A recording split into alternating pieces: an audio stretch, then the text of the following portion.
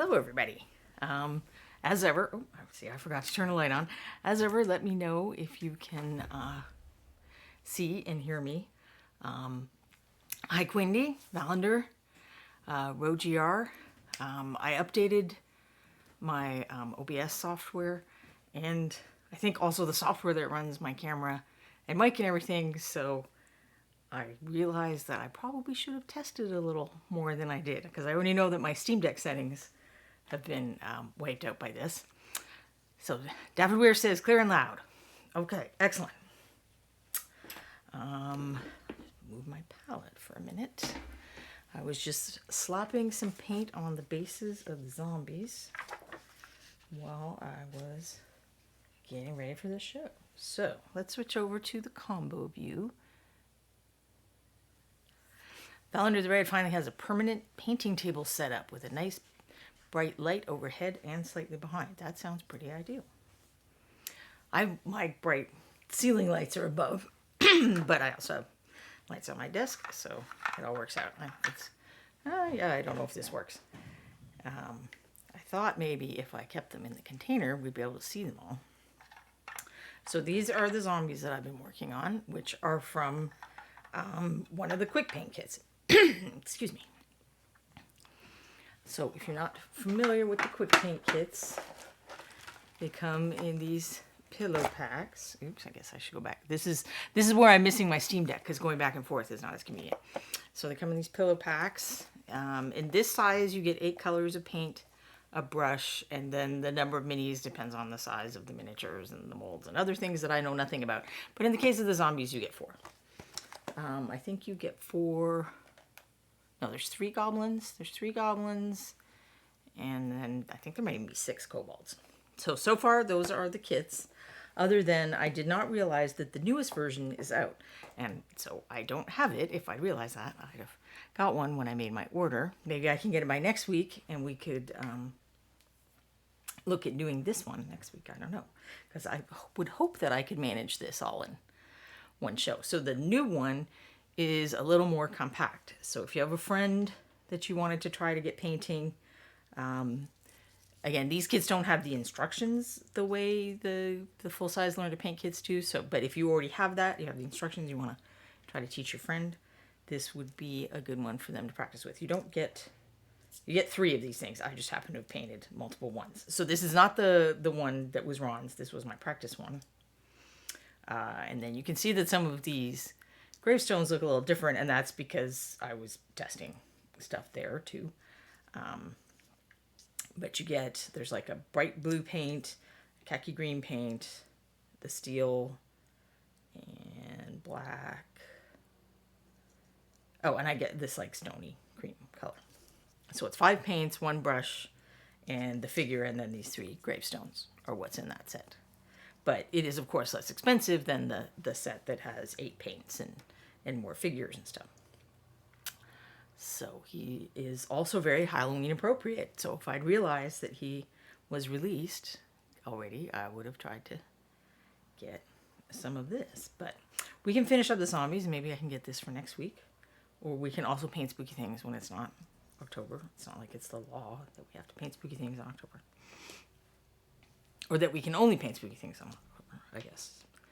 We're miniature painters. We can paint whatever we want, whenever we want. So this is the, most of you guys have probably seen this, Cynthia the Wicked. Well, actually, I will stay zoomed out for a minute just so you can see she's very tall with her hat, so she doesn't completely fit in the close-up view.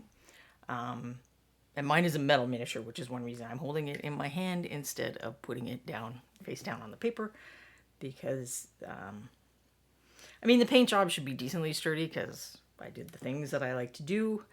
But, you know, metal's always a little more sensitive about that than the plastic ones, the resin ones, because they're lighter. We can get a little side view of how cute Bob made the cat. Bob Dolphy sculpted this, and I see that Julie and possibly Bob in the background are in chat now as well. So this is the figure that you will get in the Goalie Bag, and I have a Goalie Bag, so I will open it and show you all what's in there at some point today.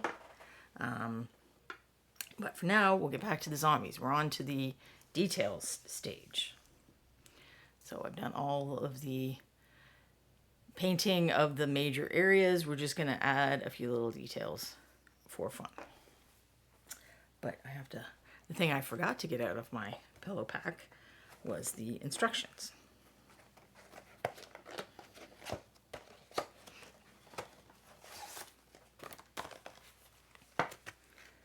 So this is why I say that these aren't the same as the Learn to Paint kits. It's just one sheet of instructions. There are very clear step-by-step pictures for each of the steps, the 6 steps. So I did, this is our 4th show, I think, painting these. So I meant to double check and I forgot.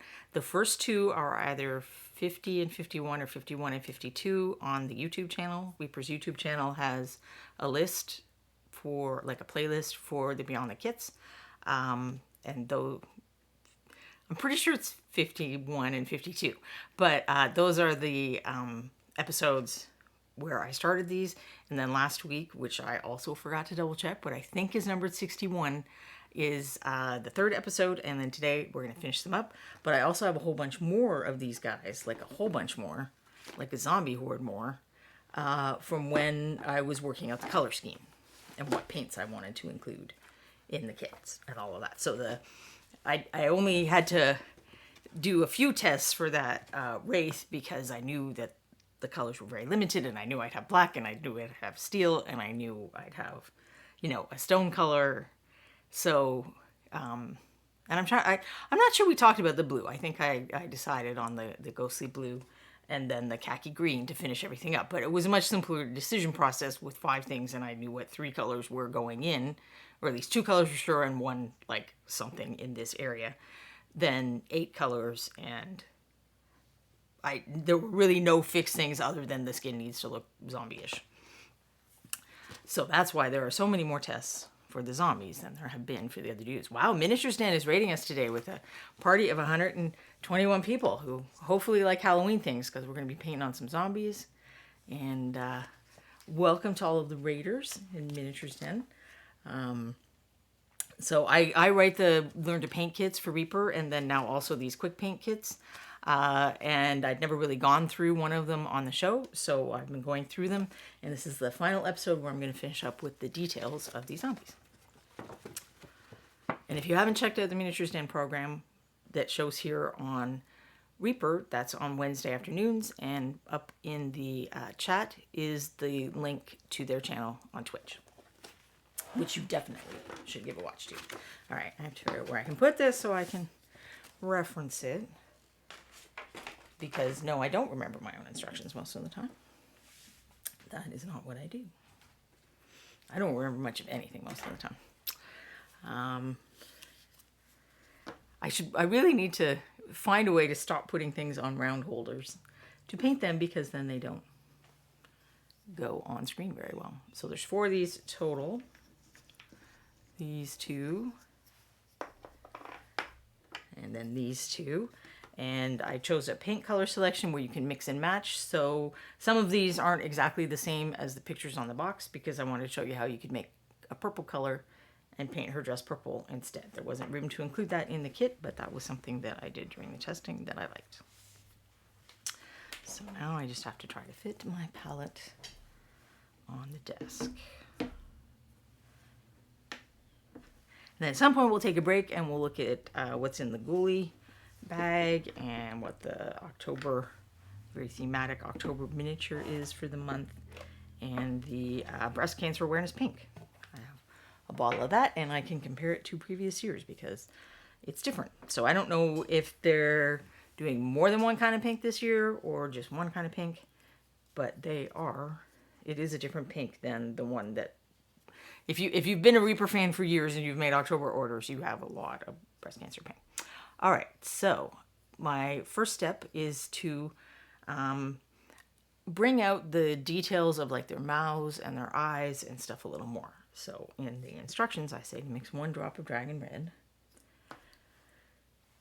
This kit is meant to be accessible to people who aren't very comfortable with painting, but I know that lots of people buy these just for the parts, which is cool too. So it's 1 drop of each of these is the mix that I'm going to make. and apply that to the eye sockets, the mouths, and the wounds. Lots of them have open wounds in places where there's exposed bone, and they're good and cool and zombie-ish. Hold on, I have a brush that I don't mind mangling for mixing, and I've lost track of it. There we go. And I'm not going to add any water to this paint. I want to keep it nice and dark so that we're accenting those recesses. Ballander's Red says this year's BCA pink that I got is about as pale as Monster Maw, but a slightly cooler tint. I'm not sure that mine is as pale as that. I know, I think mine's darker. Because I would say the normal one is Monster Maw. Now in the quick paints, you only get one brush. You get more brushes. I think you get 2 brushes in the full Learn to Paint kit sets. But I'm assuming that most of the people who buy these actually have other brushes, so I'm using other brushes, but I am trying to keep them to the same kind of brush that you would get in these kits.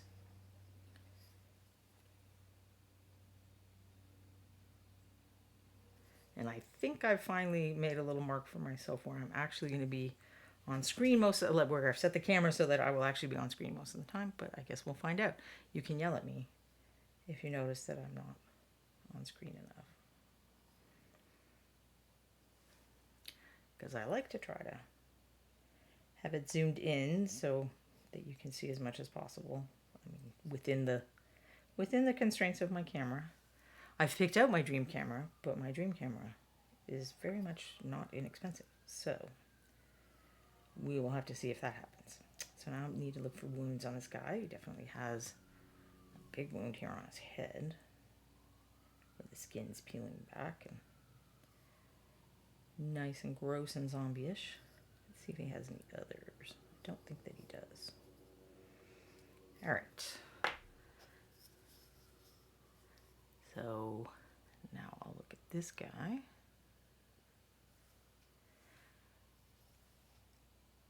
For if any of the Raiders are still here and you haven't checked out this show before, I paint a really wide variety of things. Sometimes I talk about, high-level display painting.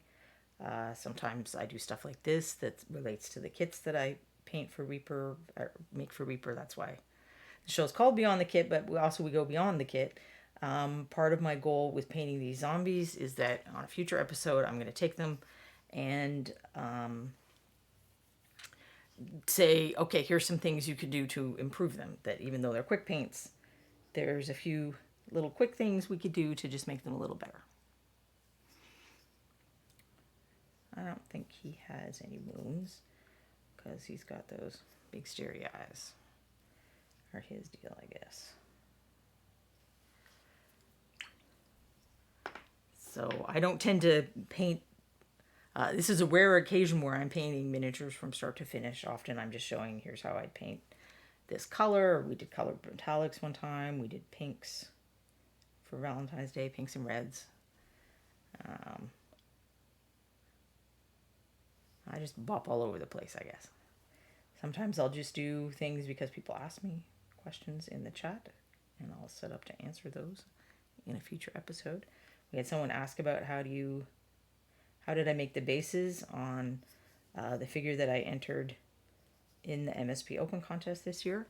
So not last week, but the week before, I recreated what I did to make that base. And showed some materials you can use to take a base like this, because the base that I painted was actually very similar to this. And I extended the stonework and then put some earth and plants and stuff behind it as if it was encroaching up onto the old stones of the dungeon.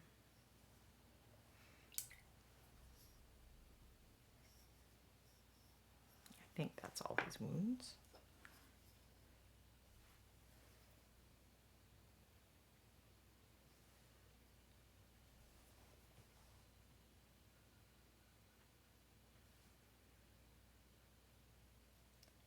She has a little wound there.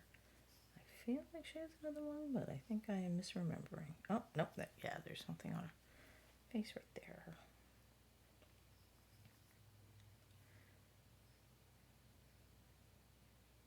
And a little bit there, yeah. So she does have some. That, I think, is her ear. So I'll leave that. And what is the next thing I wanted to do? Paint the eye whites, the teeth, and the exposed bone with the Vampire Pallor. This is a little bit green. It's the color that was used in all to mix all the highlights for everything. So it's gonna seem appropriate. Like it's gonna fit in with the color scheme of the miniatures. So I was catching up on Reaper Live, and I'm now behind again, but I didn't realize last week that Valander had won the quarterly contest with the science fiction mouseling. So congratulations, Valander. And I really love the miniature that you selected for the next quarterly contest, which is Dwarf Mage on a pony. I think that's a really fun figure. Now, I'm actually just going to go ahead and cheat and use one of my good brushes to do tiny things because I'm old and have bad eyesight.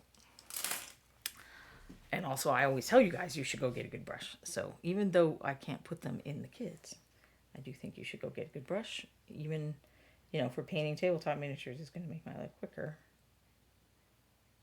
if I have a good brush for painting the details. And Quindy has popped information on the quarterly contest into the chat if you would like to participate in that. I very much suspect that it will show you the miniature that Valander picked.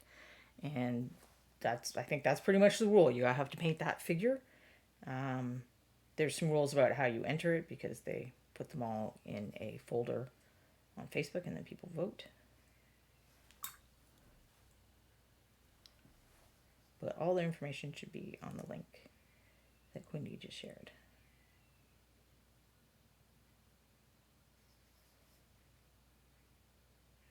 I want to make sure I keep that dark circle around the eyes. He only has one eye, so that's nice and easy.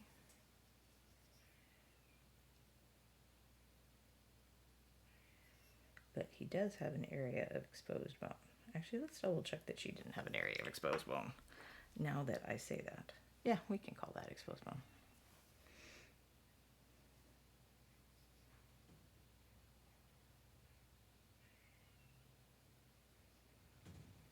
And she definitely has teeth, so I'm gonna have to paint those, I think.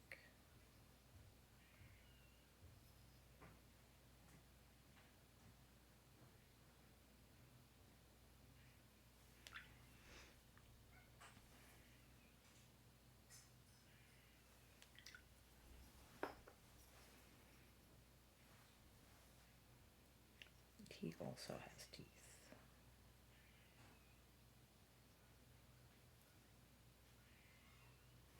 I don't know if you can hear sounds in the background much. There's some kind of very cranky bird or squirrel or something outside my window.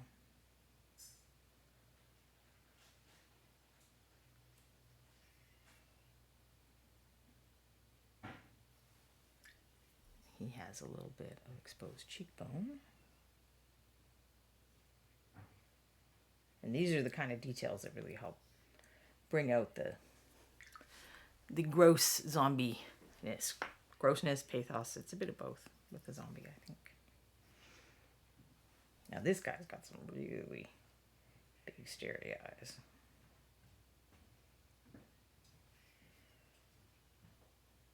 Like they're swelling up and popping out of his head, I guess. I feel like the whole zombie fad has died back a little bit. Would you say? I mean, for a while there, it seemed like just zombies everywhere. I mean, we're always going to need them in role-playing games. They even kind of cross genres, and you can have them in science fiction and space and whatever else you want. They're just too useful not to have. I guess he does have some lower teeth showing.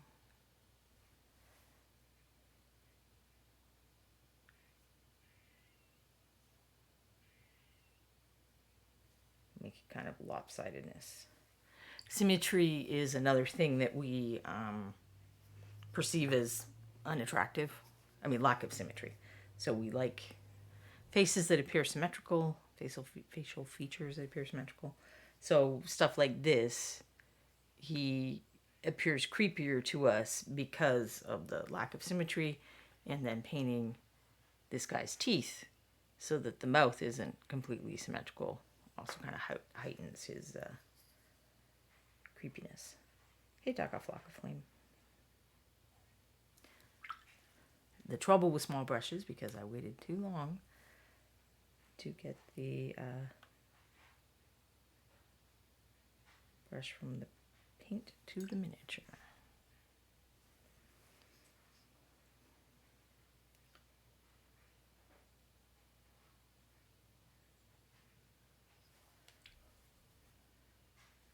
I'm just gonna fix up the eye line a little. Now in the set, I didn't tell people to do the iris people part, so I will leave that for when we improve things. I also don't think that I could include how to handle his tongue in the tiny little kit instructions, so there's nothing about that in there either. And that will also be something that we look at in the improving these stage, because that will definitely add some creep factor to his face.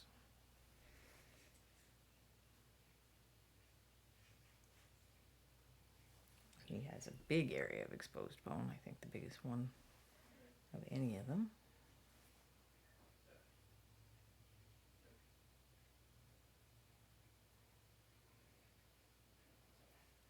And I didn't do anything further to the teeth or the exposed bone in the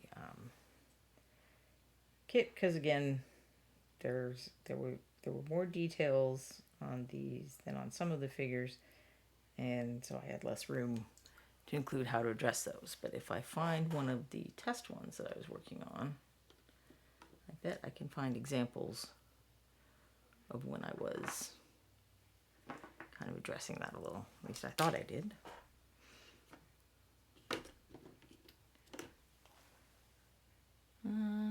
No, I'm not sure I did anything that one. A lot of these actually need the details still, so I may go on painting details and finishing these guys up, and we'll have lots of examples. Oh wait, maybe I did stuff on him. Did I? I might have given that a wash with the lighter brown color. This one, I also wanted to keep as an example. In the previous episodes, I talk about if you don't get a wash evenly applied, it can be difficult to fix, because how do you get that exact color, especially if I didn't notice it until it dried, which clearly I didn't. If I'd noticed that when I still had the mix wet on my palette, I could easily have just gone over there a little, and it might not have looked perfect, but it would probably work out fine after the dry brushing or layering. But there's another spot where I missed it too. So I'll have to see how we fix that in the fixing stage. It may be that that's just where some zombie blood goes. I mean, not zombie blood, the blood of zombie victims. Because that is the detail that I'm not going to do today. That's in the instructions, is to, spatter them with blood some. So they look like they've been very successful zombies. Oh, he's got a little... And I should paint that part dark first too, actually. I forgot he had a wound on his leg.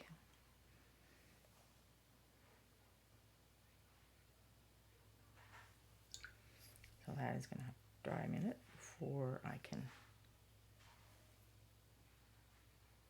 put the bone on. I'll put it here so I'll remember. Did I get everyone else? I think I did get everyone else.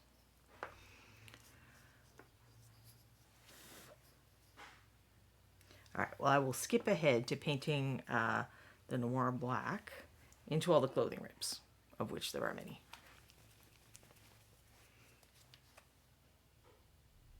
So I'm using a different color for this because I wanted to have a bit of red for the parts that were organic zombie parts.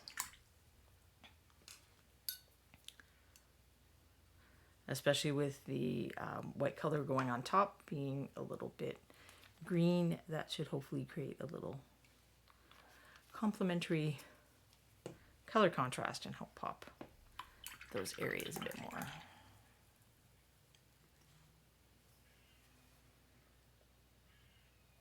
So anyone have some fun plans for Halloween yet? I do not. Usually just stay in and enjoy the day. Although it is a holiday that I like, I've become very bad at celebrating it. I don't go nuts decorating or getting a costume or anything like that.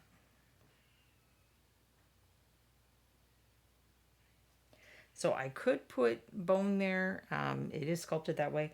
I probably wouldn't, because this is like really not an area of high interest on the miniature, and that really light color. In fact, I'll pop it on just so you can see what I mean. His face is going to become, it's going to compete with you wanting to look at his face, because you're going to see that high contrast little white against the dark. So even though it's like there and it's realistic to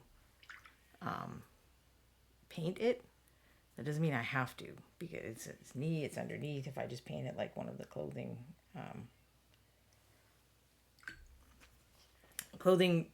rips, it's gonna still look realistic and fine. But you see what I mean about how, okay, there you're looking at his face, and then all of a sudden, bam, that knee is competing for attention. So when you're thinking about how you use your colors, whether you're speed painting miniature or you're spending, dozens of hours painting a contest entry, where to put your colors so that people are going to look where you want them to look is important with both kinds of figures. And in fact, painting tabletop miniatures like this is a good way to practice, and you make your mistakes here, and then you take those lessons and use them on the figures that you want to spend longer painting. This, on the other hand, could be visible bone because it's on the back. The focal point of things becomes a little different on the back. I don't really have to worry, there's no freehand, there's no particularly interesting thing happening on the back that I need to try to make sure stays the key area of attention. So I'm going to go ahead and put the bone on that once it dries.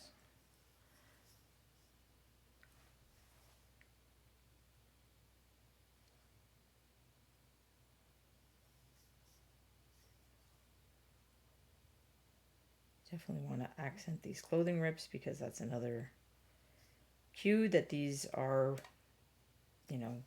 beat up, damaged, not regular people, ex-people, I guess we would say.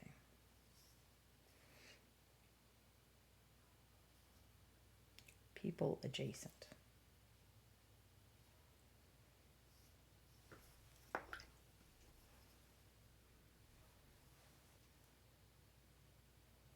Now this wouldn't be bone, because if you look at where her leg is, the skirt is well in front of it. So that's not her knee bone under there. That's just a big clothing rip. Although for the same reason that I would, I'm going to cover up the other guys, I would also not have painted big white glaring bone down there. The other way to handle that, and it's something that people who maybe aren't as practiced with paint and color and stuff aren't as comfortable with, is I can paint this a much darker color, because it would be darker.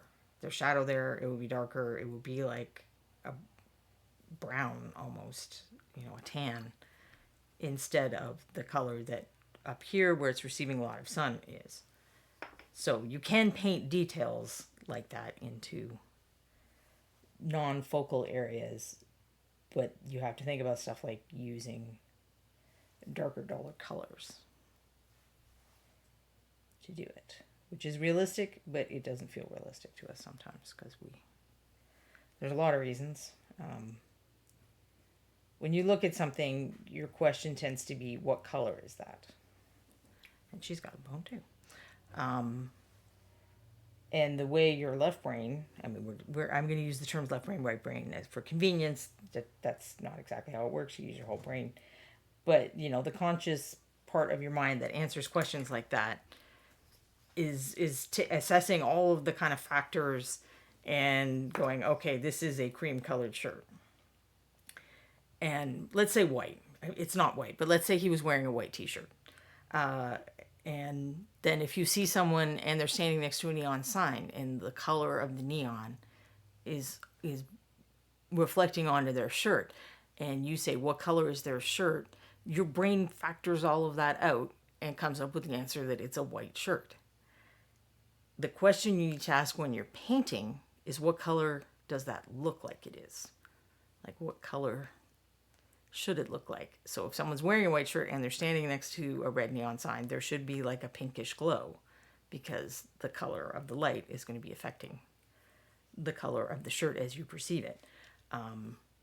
And what color what color is bone? White, tan, cream, whatever you want to call it. What color should bone appear if it's further away from the light source? A darker version of that. This is not what is in my instructions, though, so I'm not going to do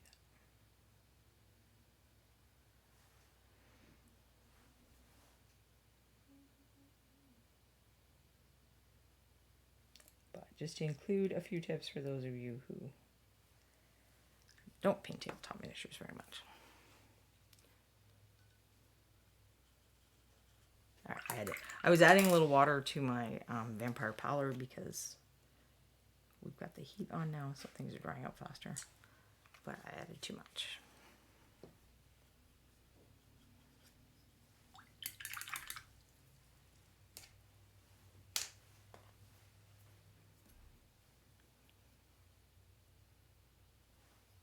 I think if you think about color that way, it may also help with, if you're someone who, like, you don't want to push contrast because you're like, well, this is a white shirt. How can it be dark in the crevices? It's like, well, because that's what happens in shadows. And if you go look at some people wearing white shirts in dark rooms or with funky lighting, you will see what I'm talking about.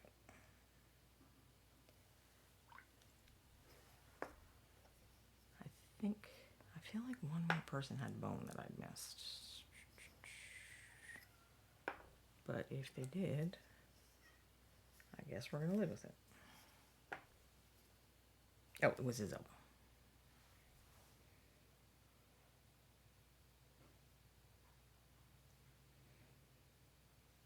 And I did not do the clothing rips on him.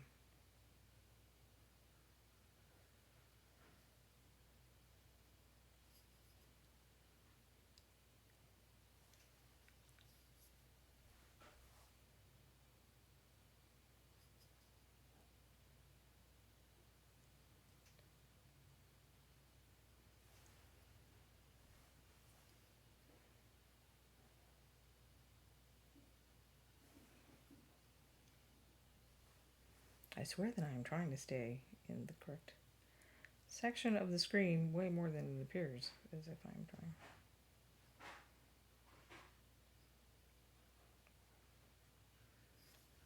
This guy's outfit is very beat up.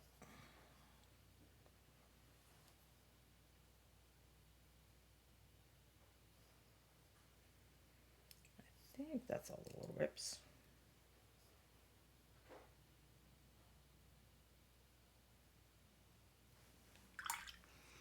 All right, what else did I say to do? Then we are on dab dragon red on to create dried bloodstains. So the figures as intended to be painted out of the kit, the quick paint kit, are now the way they would appear if you followed the instructions. Oh, that is not true. But I think I did. I see now that I left this out of the instructions. I'll have to ask Ron if there's a way to get in. Because what did I forget? I forgot the frame. I forgot to paint the base frames. Because miniatures don't really look finished until we paint the rims of the bases. Razdow, just a random question. What would you recommend for a starter beginner to get for a complete set of brushes? It partly depends on what you want to paint. I mean, if you're going to be painting like tanks and vehicles, you're going to need a few larger brushes. If you're not, if you're mostly just going to paint, people size things, or maybe, a little larger, monsters that are maybe like twice as high as this guy, you probably don't need a lot of larger brushes. There's not a set I would say like, okay, this company makes this set, go buy that. That isn't personally what I would recommend. I think you need some good synthetic brushes. And the hard thing about brushes is that brush sizes are not standardized. So there's not like, if this company says their brush is a size 1 and this company says their brush is a size 1, those are going to be the same. They are not. The brush sizes are really just relevant within a line. So, I mean, a 1 is going to be a smaller brush than for canvas painting. Canvas painters are going to want like a 4, 8, 12, 16. But 1 is probably the larger size of what you would want starting at. So this is, that is a 0 actually. So this is a synthetic size 1, and we'll compare it to the size of his head, which it seems big. If you haven't really painted much yet, it seems big, but you think about painting this base area, you're going to want to paint that as quickly as possible. The larger the brush you can handle, the more you can, the more quickly you can paint things.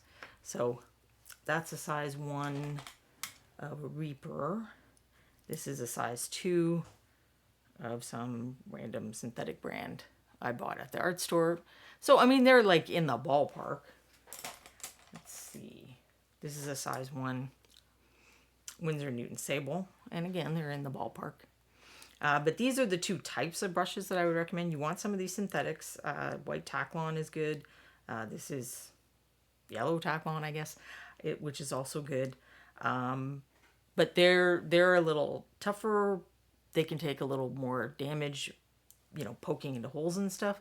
But they won't hold as nice a point, and eventually they will do this thing, which I know I have one, because I think I just put it aside. I think I got a better one. They will start to curl at the tip. They'll go like this. But I think I can find one where you'll be able to see it. So it makes them hard to paint with for detail stuff, which is one of the reasons I switched to that other brush when I was painting like the little eyes and stuff. Hold on.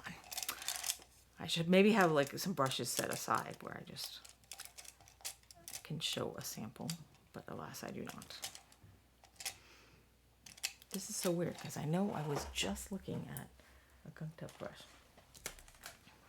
Not gunked up, but I call it a hook. It gets a little hook on the end. And there's still, I mean, you can still, paint the colors on of like his shirt and stuff. And it's even handy for some things you can kind of get under. Yeah, this one. This is a worn out Taklon in general. This doesn't just have the hook. It's also, kind of worn out, so it doesn't have the point as well.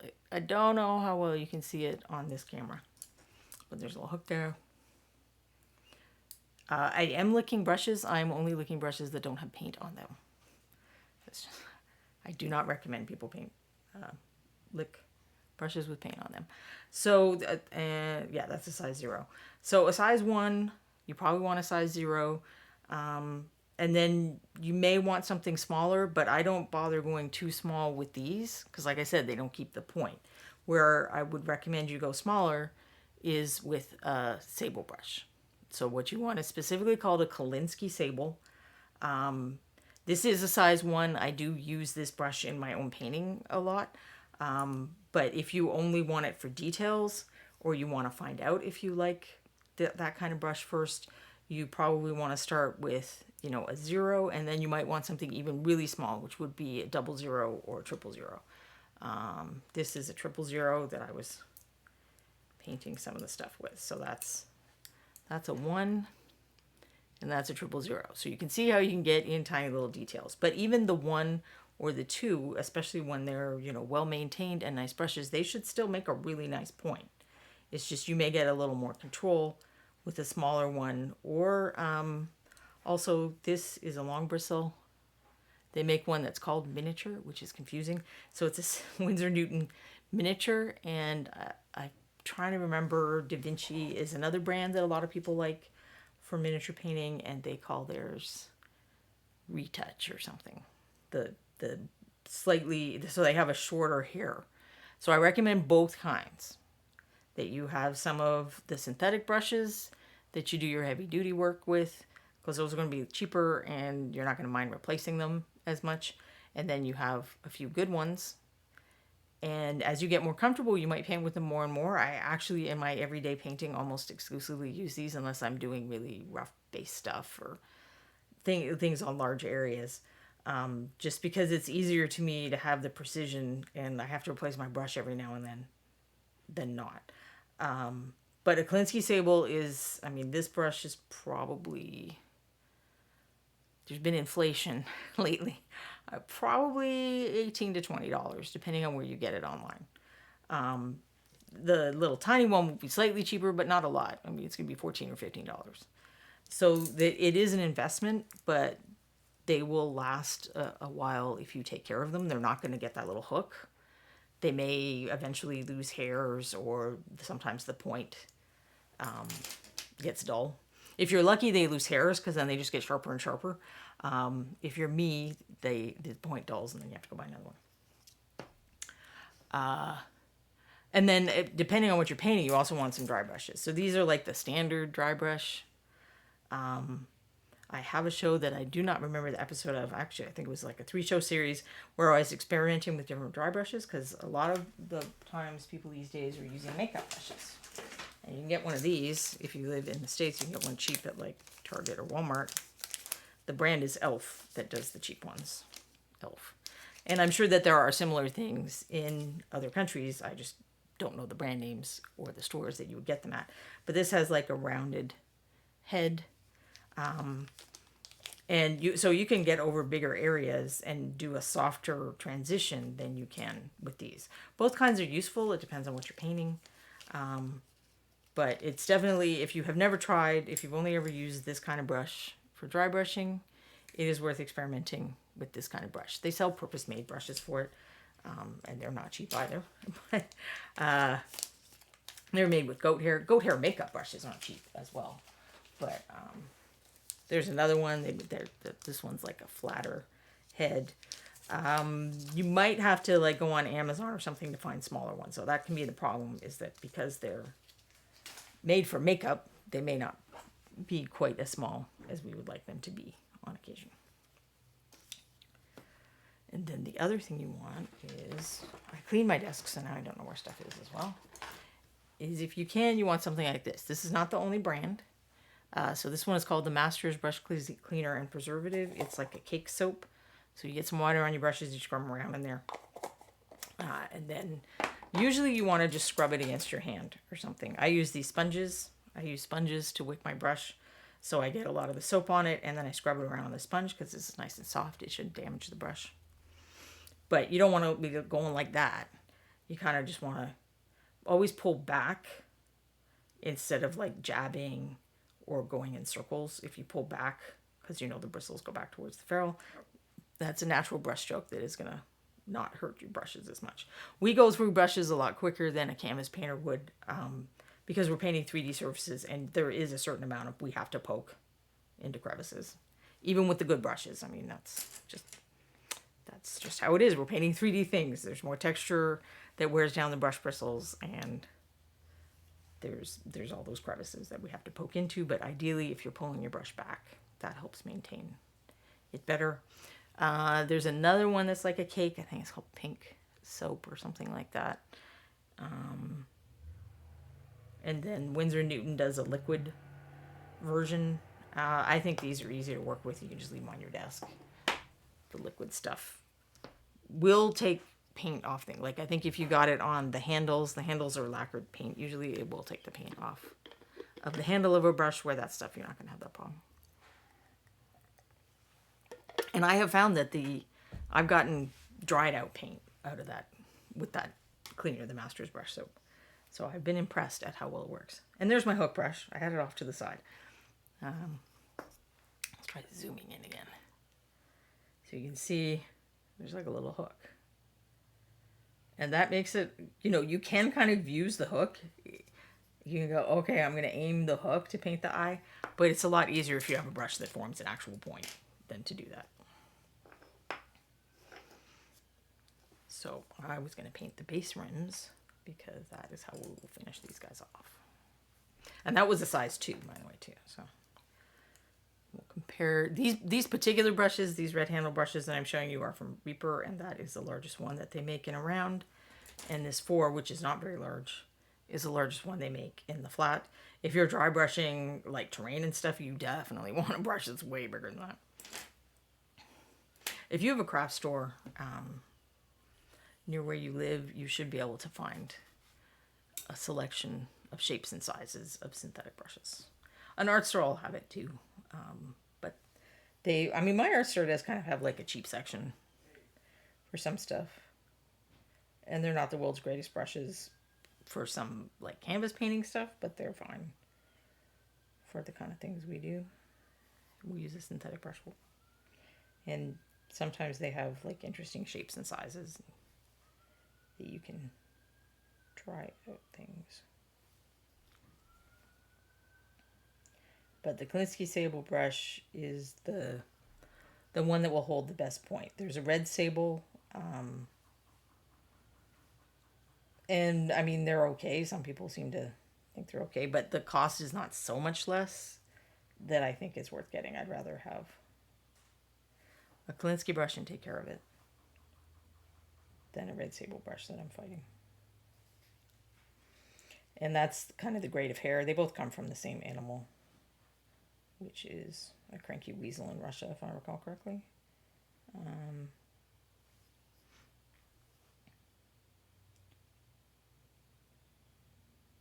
But the Kolinsky hairs are like the ones from the very tip of the tail that are kind of graded the highest. Basically, if you're not paying at least $10 or $12 for a Kolinsky Sable brush, it's probably not a good Kolinsky Sable brush. There's no secret discount thing, and I mean my art store has sales sometimes, so I'm buying a thing that should cost X amount, and sometimes it's cheaper, but they've stopped carrying our sizes of brush as much. So I do usually end up ordering away for these. Dick Blick and Jerry's Artorama and Cheap Joe's are all reliable online companies that you can order from if you live in the US. If you live in the UK, and they ship to the US as well, Jackson's is the one. And unfortunately, I don't know what the worldwide shipping policy for any of those companies is, or what other, what European or South American or whatever alternatives there may be for art supply companies. Oh, and Rosemary. So there's a company called Rosemary and Company. They're in the UK, but I've ordered brushes from them to have delivered to the US without problems. And if the pound is still where it was the last time I looked, that's an attractive option. And their prices are a little lower than the big name brands like Raphael, Da Vinci, Winsor & Newton. Because I don't think they try to distribute through stores at all. I think they're just a small family that makes brushes, and they sell them online. Maybe they have a place that they sell them in person where they live. But a lot of really respected painters, I mean, of all kinds of painting. Like I see oil painters recommending their brushes all the time, and watercolor painters and stuff. Our brushes, I should mention that. If you go to the art store and you're looking at brushes, look at watercolor brushes. Don't tell the person that works at the store that you paint with acrylics. They will think you mean big, thick tube acrylics. And then you don't want the same kind of brushes. You want a brush with a stiffer bristle. But we paint with much more fluid paint. It's a lot closer to what art store people would think of as ink. I mean, some of us do use inks in painting too. So we want brushes that work with a different consistency of paint.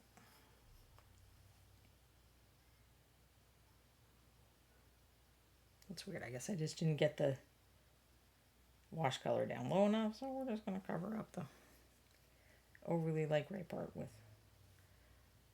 the base rim.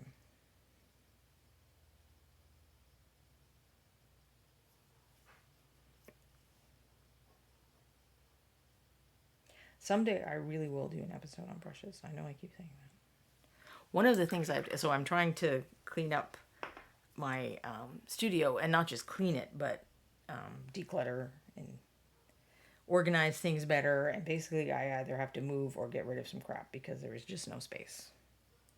There's no space, and it makes it very difficult to access things I want to use on a daily basis, and it's just kind of driving me nuts. But one of the things I have to do is go through my brushes. So I might, when I get to that process, I might do it online with you guys. And you can see how I would test brushes. Or I'll go through the process and then just put some aside to show you various things.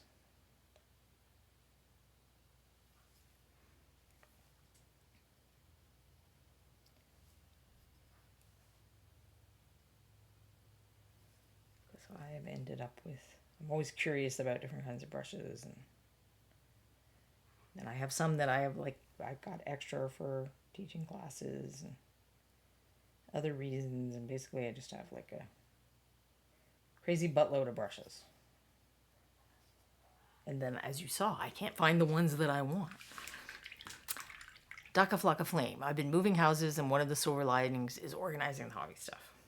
Yes. So I'm happy that I live in a house that we own and I don't have to move, but it also means that you are not forced to go through your crap when you stop moving.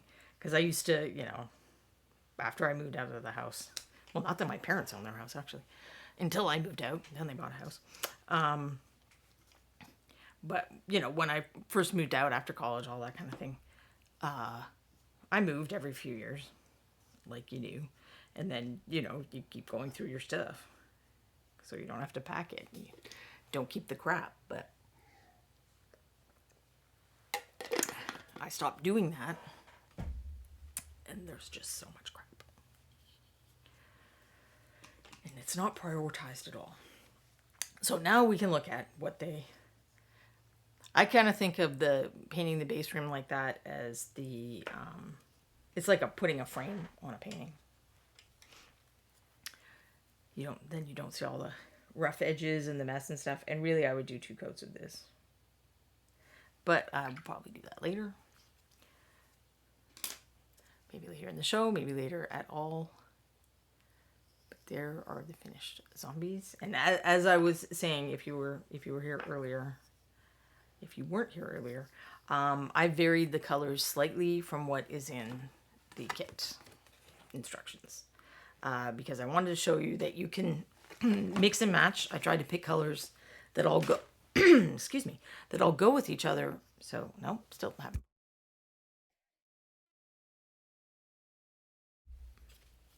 I tried to pick colors that all go with each other so that you can mix and match them throughout the figures, including the hair colors and the belt colors. And you can also mix a very nice purple with the blue and the red. But I didn't have space to include instructions on that, so I wanted to show how to do it on her dress. Because I did do purple on a lot of the test ones.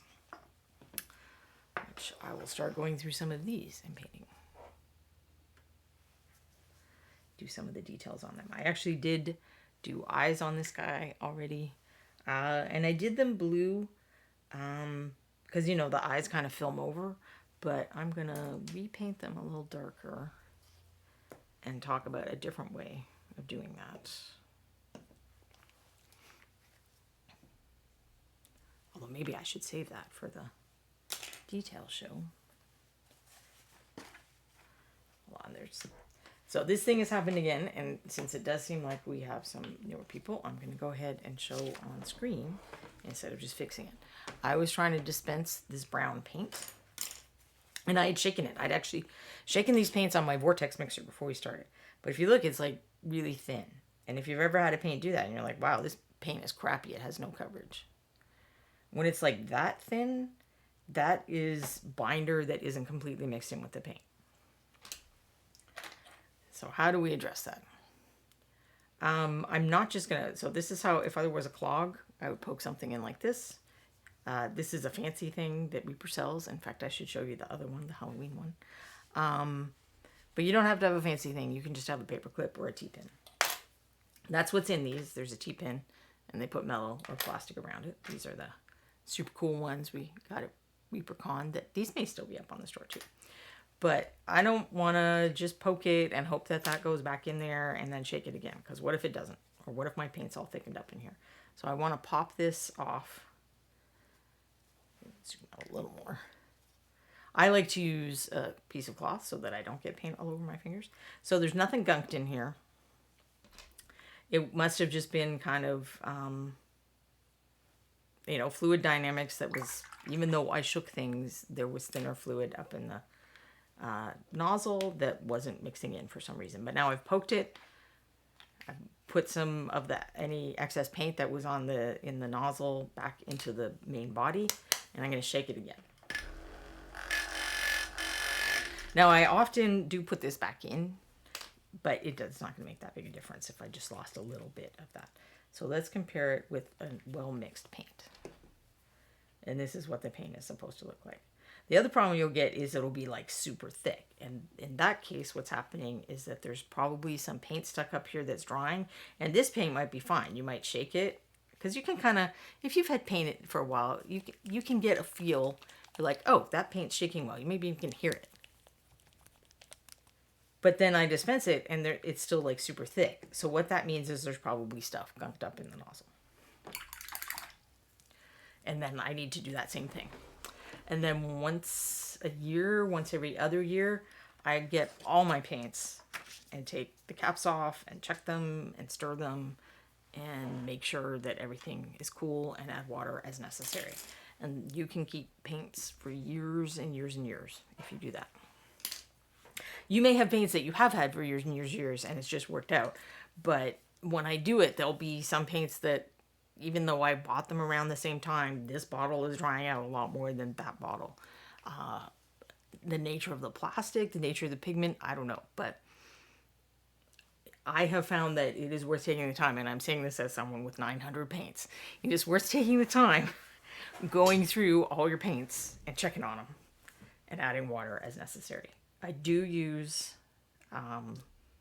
distilled water for that to make sure that I live in a place with heavy water, or not heavy water, hard water.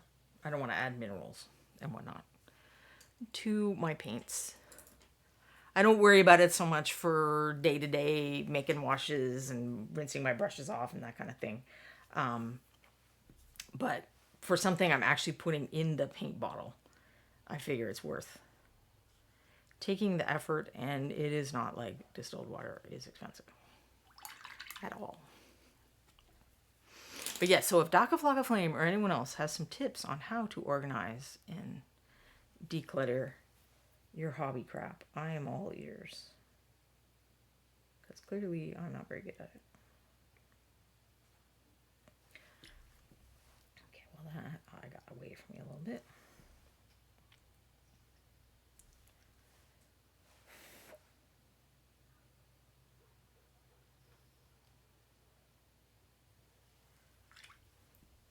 Alright.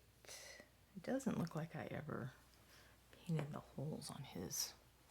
Daka Flocka Flame, I am the worst at organization. Oh, I bet there are several of us just in this chat that would fight you for that one. My strategy always ends up being keep everything on the floor where I can see it. Yeah, I get that. I recently learned that I have ADHD and suddenly so many things in my life make sense. Like stuff leaving my mind if it's not right in front of my face.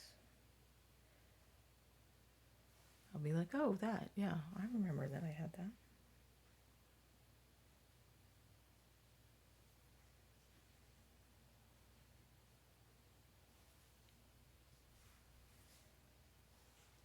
And I also never gave this guy his blood.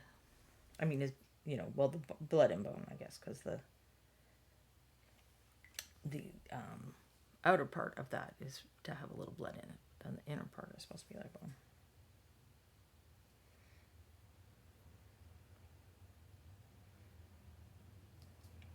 Because when I was doing the tests to make decisions for the kit, my interest was getting the colors, so I ended up not finishing them. But they're so close to done that I was kind of like, I really want to have a complete zombie horde. Because who doesn't want a zombie horde?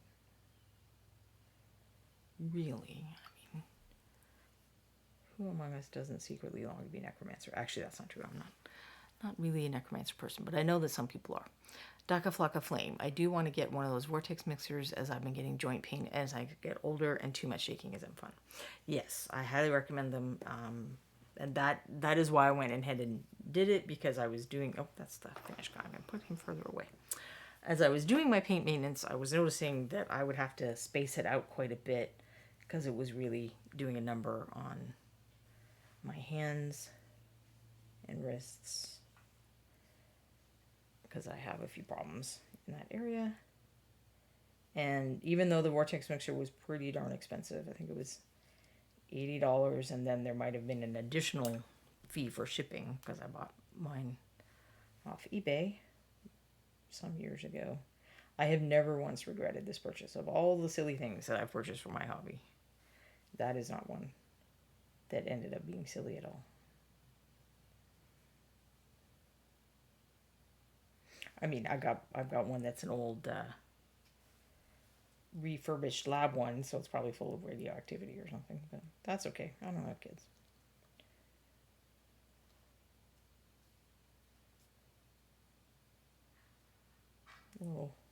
Little radioactivity is fine in service of my hobby. All right, did this guy's bone area dry? Close enough.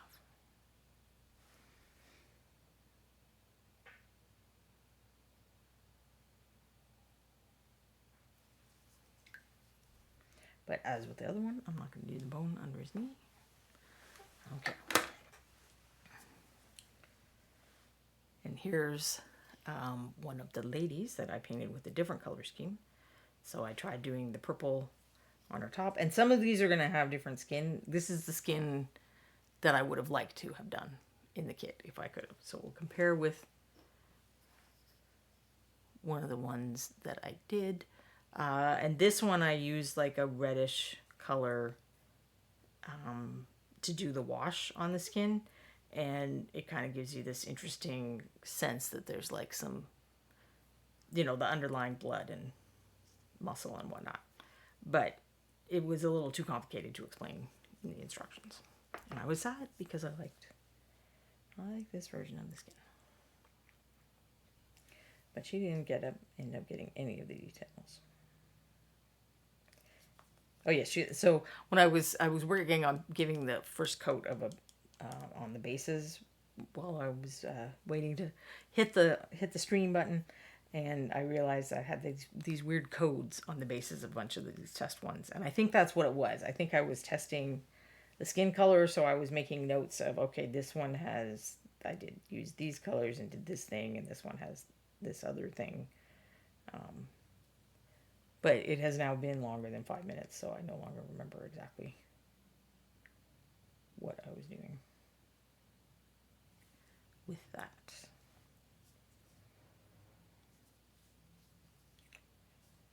But those who are longtime viewers will remember that I had something similar happen when we were doing tests with, I think it was trying different wash colors out on the skeletons from the original Learn to Paint kit, the Core Skills kit. So the next time I started doing experiments on this show, which is another thing, if we have new viewers, that's another thing I like to do, is like experiments on the, trying the different dry brushes and stuff. So when I started doing those tests, I had these numbered holders so that I could write down which brush I used on which number, and then we could assess the results later and be able to compare, knowing what we were comparing to, instead of trying to rely on my very sad memory.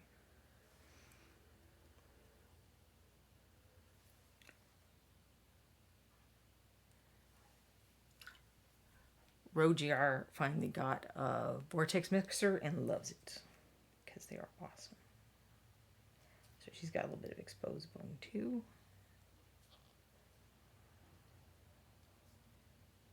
It's funny because more, there we go, that there was a hole in the shot.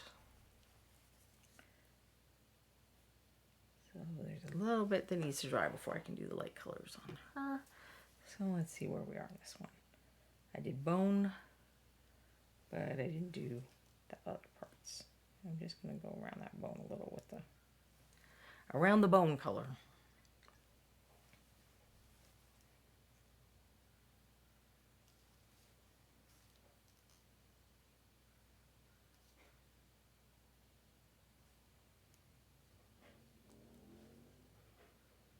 Don't remember where all her injuries are.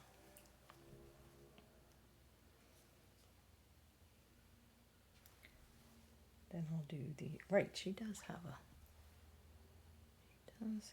that bone there.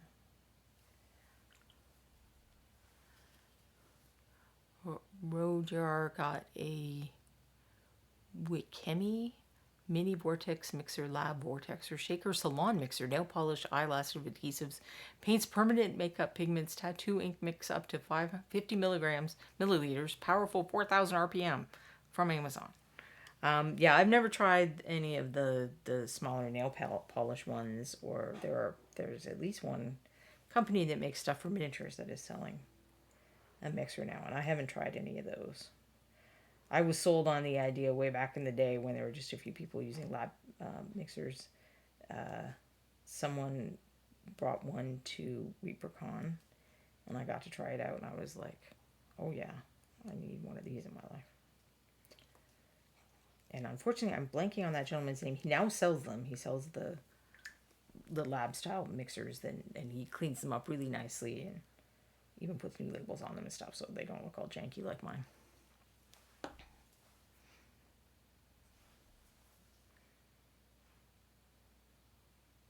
So if someone in chat remembers who that very nice gentleman is, and you could tell me, I would appreciate that. Because I definitely want to point people towards his shop. He does very good work. If I'd been less impatient, I would have gotten one of his for sure.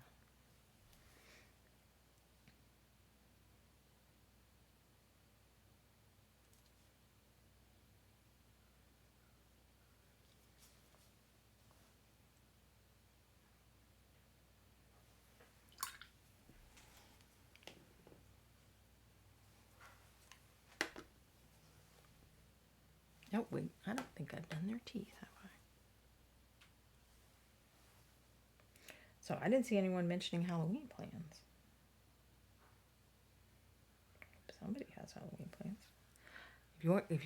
If you don't have anything to say about the Halloween of the future, does anyone have any stories of the Halloween of the past?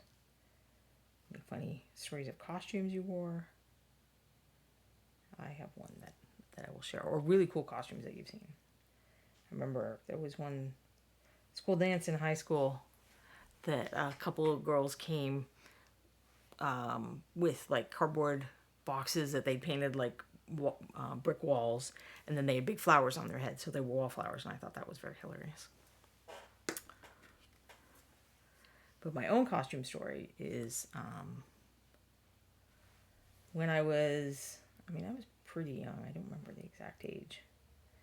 My mom actually like went all out and made me a costume from bed sheets and the whole stereotypical thing.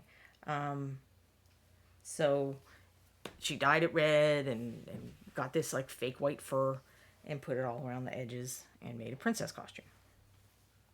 And then the next year, she realized she did not want to do that again. So she's like, okay, we're going to take your princess costume and we're going to dye it brown and cut the fur off, and now you're a druid. And I'm like 8 in this scenario, and this is the 70s. So I'm like, what the heck is a druid? And no one else knew either. This was not as common knowledge as it is today.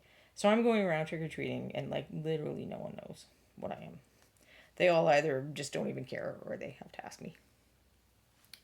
And I get to this one house, and they open the door, and they're like, "Oh, you're a druid." And I'm like, "Okay, well, now I'm creeped out because you know what I am. Just give me my candy and let me go on my way."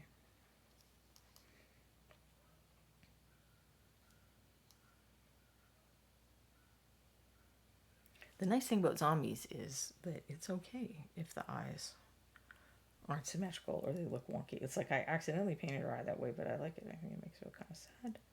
So I'm gonna pretend like I meant it and put the liner on.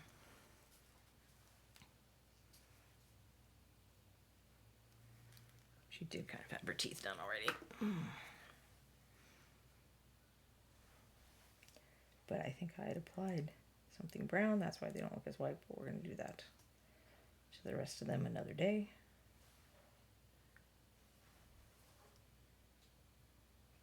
And make sure they all have grotty teeth.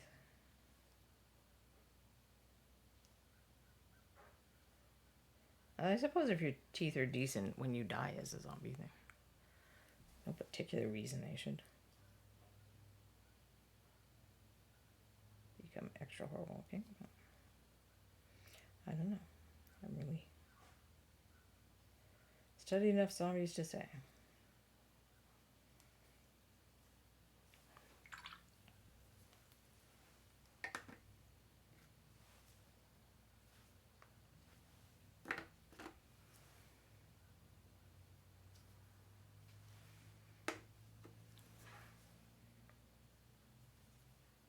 He's got teeth, he's got bones, we're good to go on him. Oh, but I was going to show you the making an eye looked filmed over. Other than now his eye isn't as apparent on the side. Nope, that's not working. So this trick is if you just applied paint, you can usually scrub it off with a damp brush if you realize you made a mistake. You don't get a lot of time on that, but you get a little bit of time to try to fix that. Sometimes longer than you think. I've had ones where I didn't realize I got a stripe of paint on something until much later, but I still was able to scrub it off.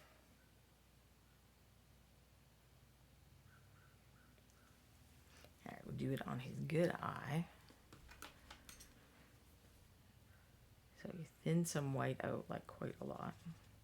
Or like a yellowish white would probably work even better. But we're working with what we have here on the palette. And then you paint it over. So I'm trying to test my white might be too thin. But better to start thin and do it again.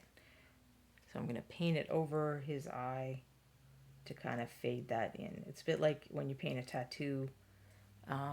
You want to put a little thinned skin color over it to make the tattoo look like it's inside, you know, underneath the skin instead of on top of the skin. So paint looks like it's on top of the skin, and that little eyeball dot look kind of too forward or too tangible, and I wanted to create the impression of the film on the eyeball.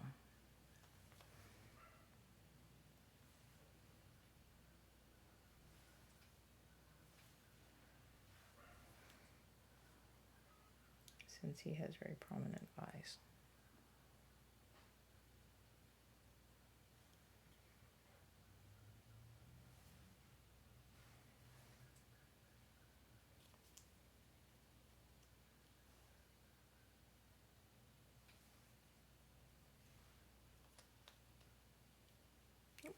He just needs the dots in the rips of his clothes.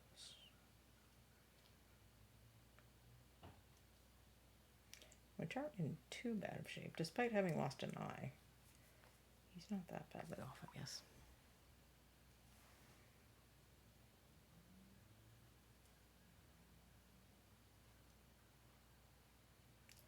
Kind of want to get a little of the reddish color around the teeth for him, so I'm gonna fill in the whole mouth and then come back and do the teeth later.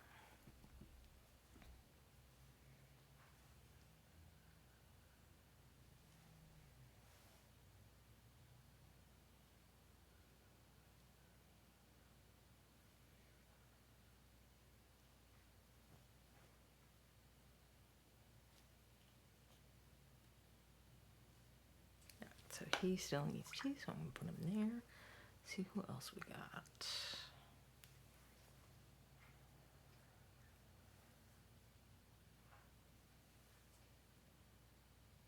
Now, some of these actually aren't even currently, these are available, and you don't have to buy them as part of that quick paint kit. You can just go buy a pack of zombies. And they're in the Bones USA material now. But some of the ones that I was doing my tests on were ones from Kickstarter 4, I believe. It was. So those are in the Bones Black.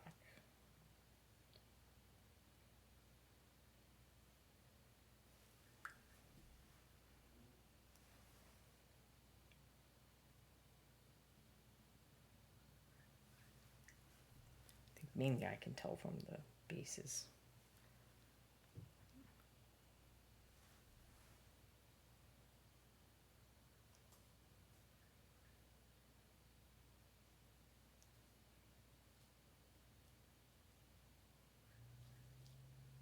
So some of you may have had these guys already for a while. But if you need a bigger horde, now you can get them in Bones Black. Oh, he was another one of my skin code zombies. And now we start getting into ones that are much less finished, I think. So it looks like I painted his pants a little. I feel like the top really didn't get painted. And these maybe have been the same colors and they may have not. So I'm just gonna fake it.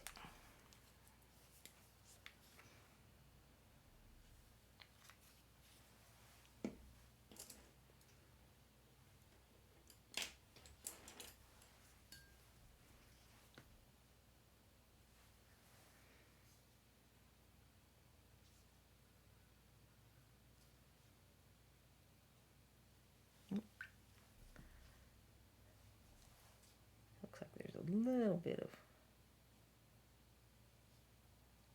highlighting on the brown, but I would say it definitely needs more, which honestly all of the figures do. You know how it is with contrast. You need more of it, always. And that's one of the things we'll be looking at when I do the upgraded versions.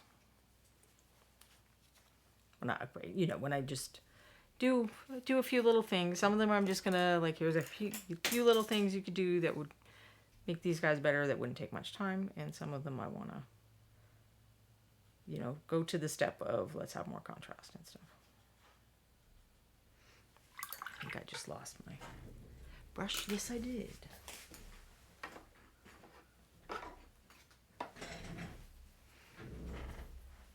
No one has Halloween costume stories, huh? Sad to hear it.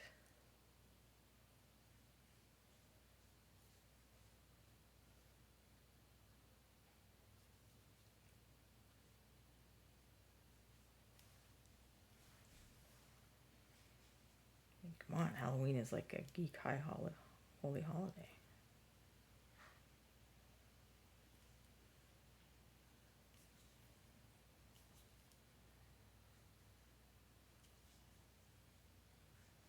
Probably should have blown the dust off these guys before I started, but alas, I did not.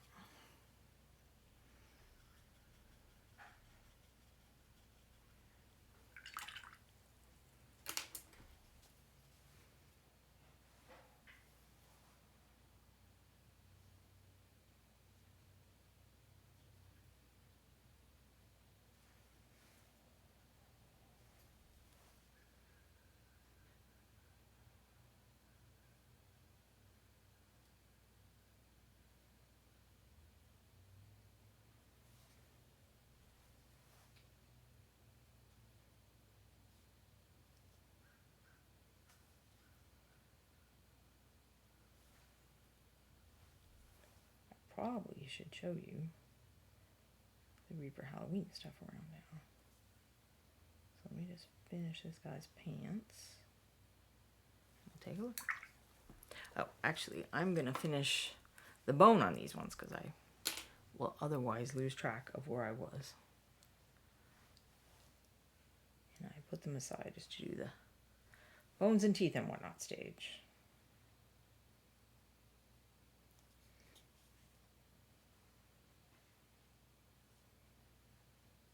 No, I did not do the red part on him, but I can work around that, I think.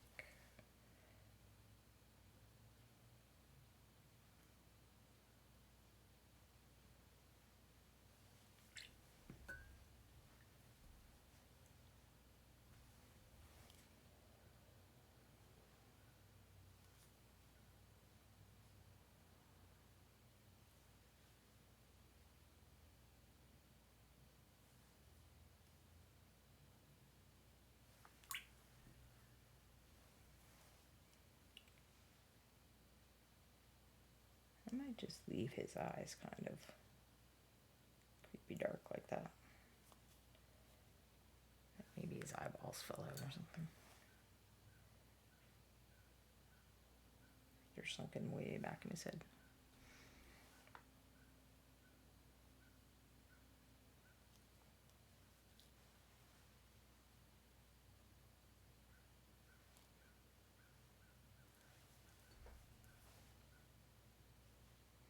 There, I goofed again, and you can watch me fix a goof for the second time.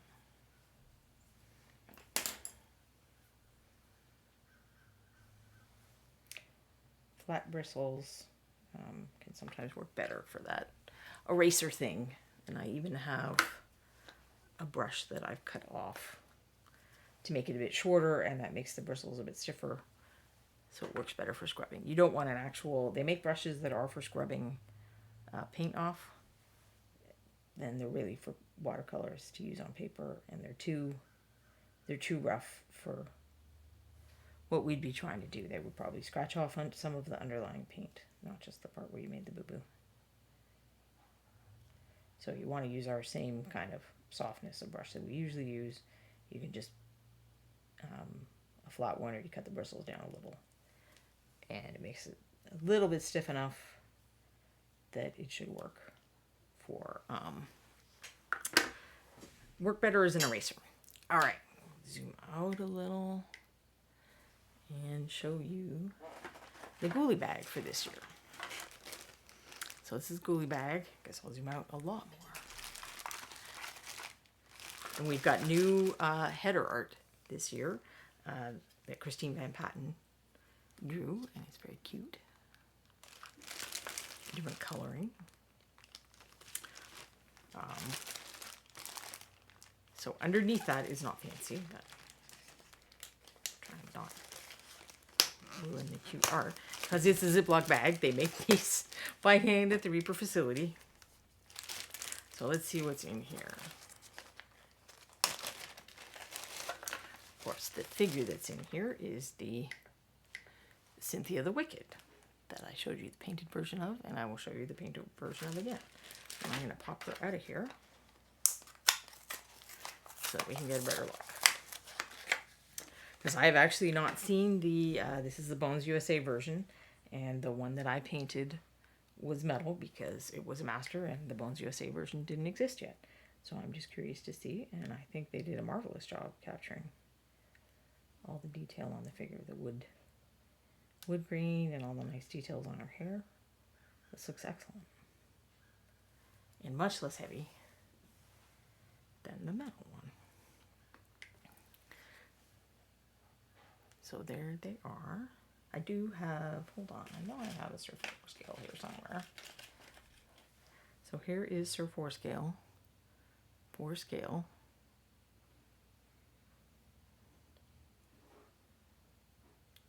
If that helps anyone know whether or not they want this figure.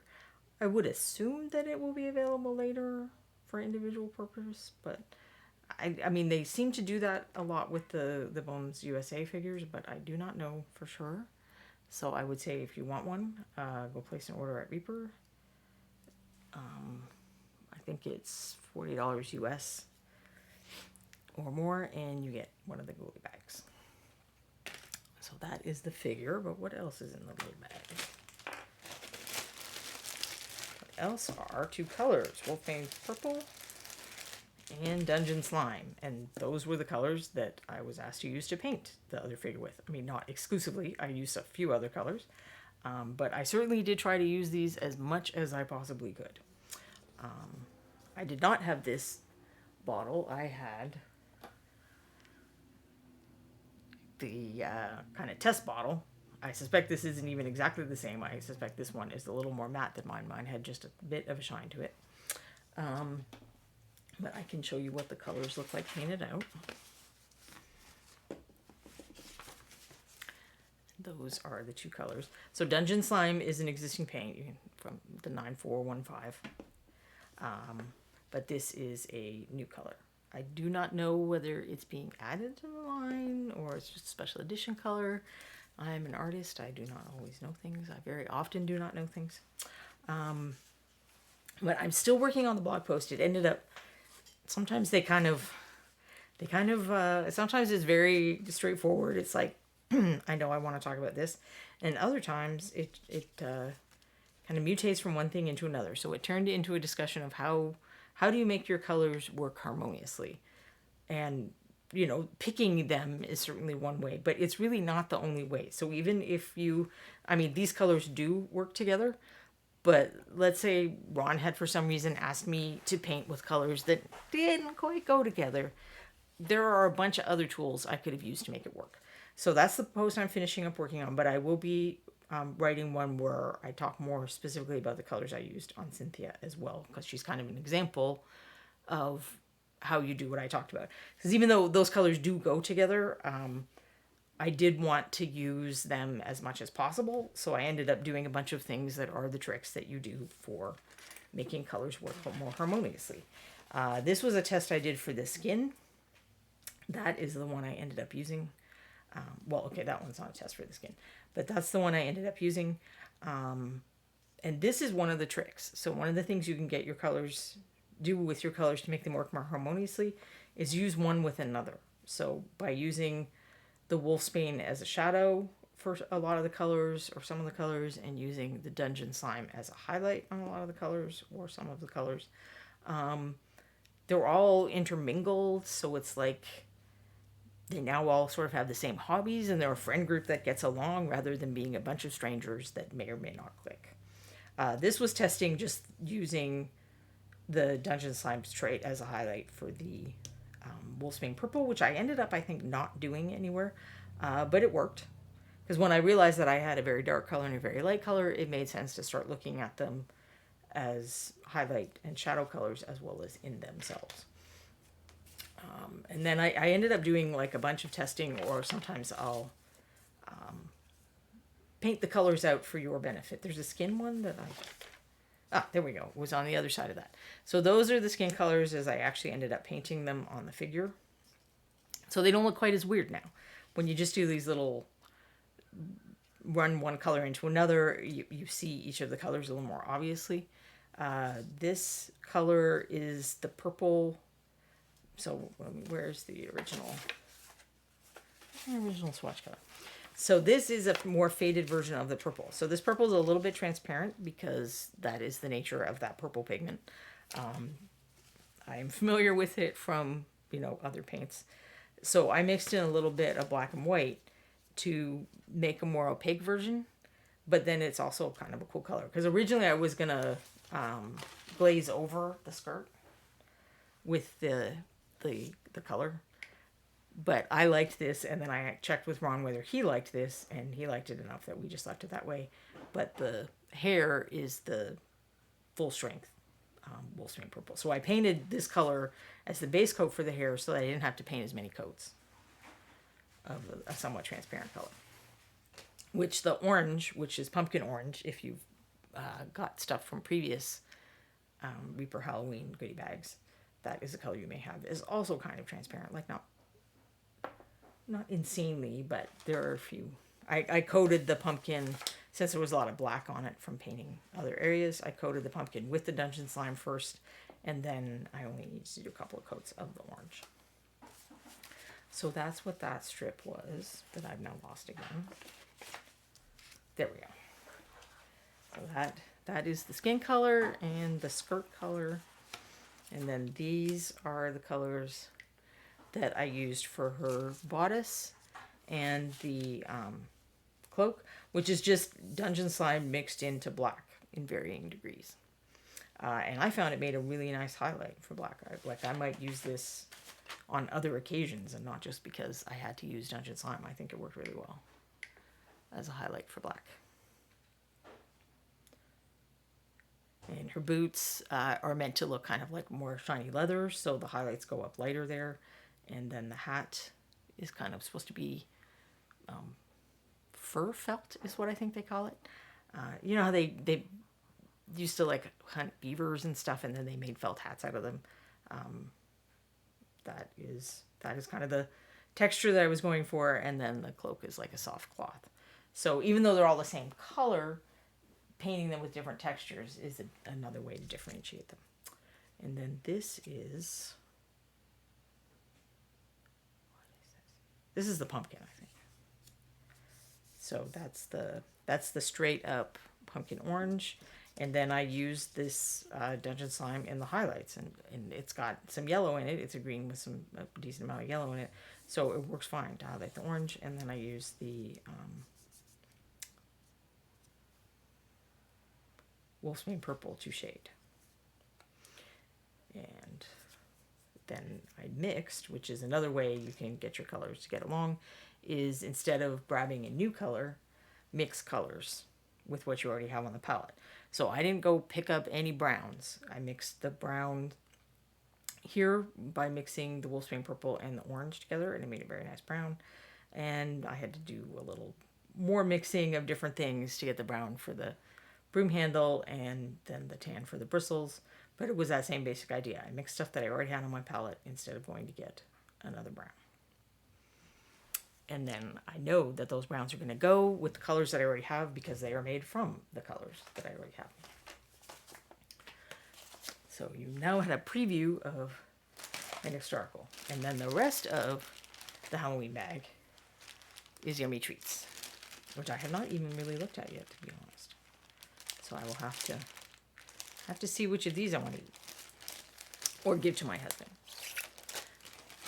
So that's the goodie bag. And then the free figure of the month is still a thing that happens. So Reaper always has a promotion going on where if you spend $40, you get a figure. And this is a Bones USA Dungeon Dweller line figure that is very thematic for the month. He's Caspar von Monstein Vampire. And you can just go buy one of these if you don't want to spend $40. And I will also pop him out. I was debating whether to paint him next week. I'm kind of torn between that or the Wraith. Or, you know, whatever other thing I think up in the meantime. Maybe I should save the Wraith kit since we've been going through the zombies. Kind of already familiar with going through a kit. Even though it's scary, I could save it for later. Do another time. Here is her 4-scale next to our... And this is a beefy vampire. This vampire feeds well.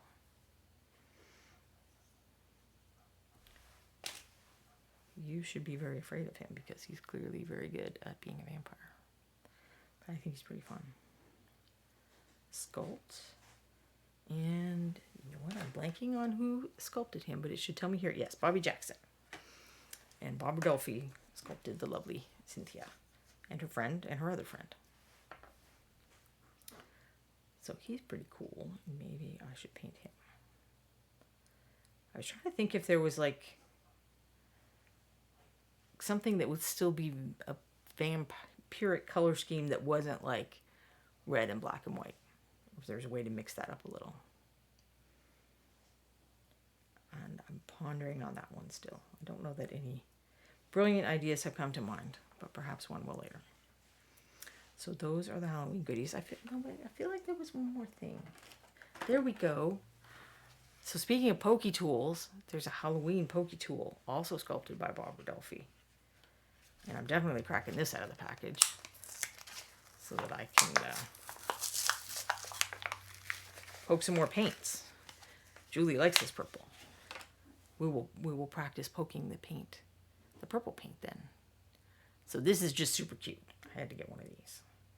I love Pokey Tools, and that one's very thematic.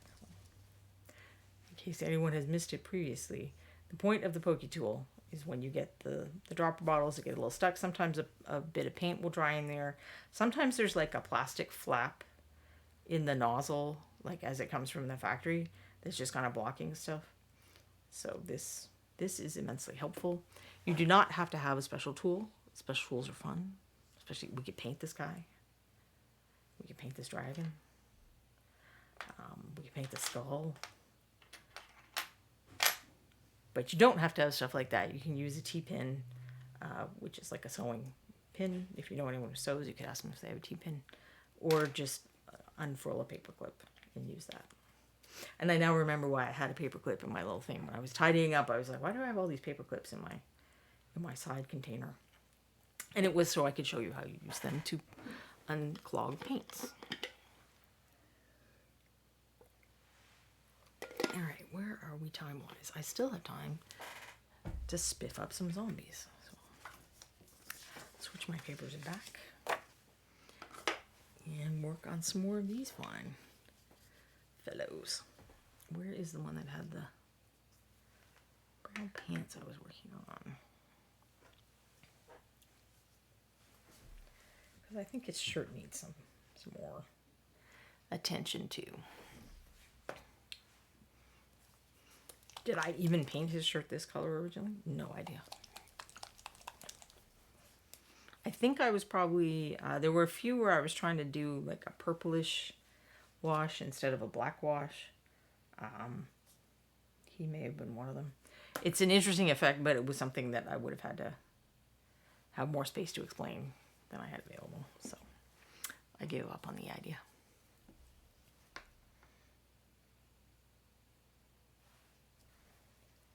If you've ever read my blog, you know I'm not a brief person. So when Ron came to me with the whole quick paint thing, I'm like, well, this is almost torture that I can say barely any words. I thought that the space available in the full size Learn to Paint kits was too small, and now here he is with you get even less space. I was like, no. And I think sometimes even I will have like an extra sentence or something, and then he takes it on. I'm like, Ron. I think on this one I did say something about how you can mix and match the colors, and I think he took that bit out. It was like, no, that was important information. But space is tough, and he has the even harder job of laying out and organizing these things. Because I definitely don't do any of that. I send him these very rough not word, because we both use Macs, but word processing documents where I just use italics and draw pictures out of the text and say add this here and stuff like that. And he does all the stuff with the sidebars and the figuring out how to make them look cool. I should know how to do stuff like that because we did study some layout when I was in journalism school, but it was old school. Like we were literally cutting and pasting things. We did a bit. We did have computers and we did a bit on computers, but it was kind of a half and half. It was the transition period. And the school didn't have enough money to make everything computerized. And they probably still thought that you needed to know that if you went to work at a small paper or whatever, that they still might be doing it the old way. But I'm sure even the smallest of papers is no longer doing it the old way. With the little pica rulers and so on.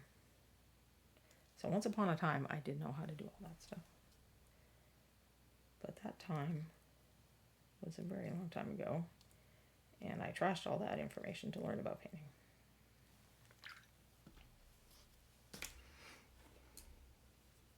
Monosyllabic Monk. Thanks for taking the time and effort to show off some painting on here. Always a great learning tool and just plain fun to watch others in this hobby. Well, thank you. If you weren't here for previous episodes, I went through painting the entire quick paint kit with these. There's 4 different zombies in it. And I went through the steps as you would do them in the kit. And then I since I have time instead of space, I could explain things a little more. I'm just looking for what I did with the instructions now. I'm very mysterious today. So I can't show you that. It's like a single fold out piece of paper, and it has a picture for each different stage, but there's not a lot of room to put text. So when I went through them in the previous episodes, which you can access on Reaper's YouTube channel, that was a cat hair, I think, not a brush hair falling off. I talk about some tips for washes and dry brushing and layering and working with the paint and stuff like that. I try to share lots of tips because it's nice that this format allows me to do that where I couldn't do it in writing. So the previous episodes are either 51 and 52 on the YouTube channel. There's a playlist for Beyond the Kit, or they are 50 and 51. And then last week I was working on these as well, and that I believe is episode 61. It just recently got uploaded, and then presumably this will be episode 62. And if you watch through all 4 of them, you can well, honestly, you probably don't even need the quick paint kit if you already had some of those paints and you were reluctant to buy it. You could instead watch the show, or if you had it and you wanted a little more guidance than what you get in there, you could follow along that way too. So since I write all these things, I want to occasionally address the learn to paint kit and the quick paint kits and stuff, but I definitely don't, that's not the only thing we talk about on the show. I do experiments, paint various colors, various things.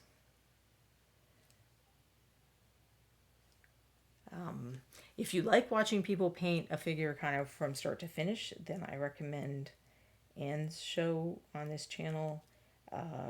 She paints every day from Monday to Friday. I think it starts at 11:30 Texas time, which is how all the Reaper shows are kind of I'm not in Texas time, so I sometimes have to stop and try to remember the translation, even though it's only an hour away from where I am. But she works on there's a rotating set of figures. So it's not that every day you tune in and she's working on the same figure until it's done. She rotates through a different set of figures, and then once she gets one finished, she starts on another one. And all of those shows are also on Reaper's YouTube.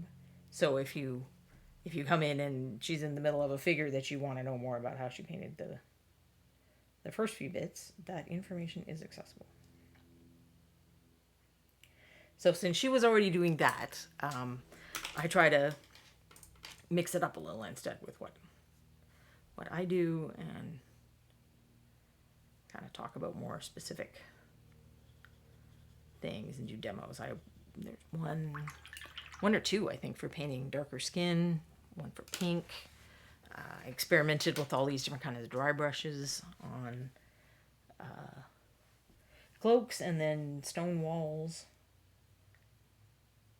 I think there were 2 kinds of cloth folds, actually.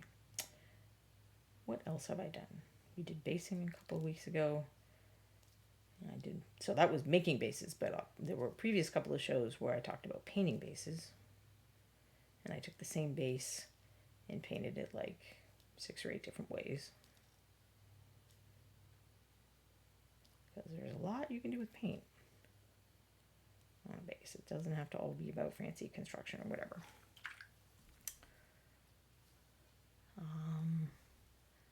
I don't know, people who watch regularly, what else have I rambled on about?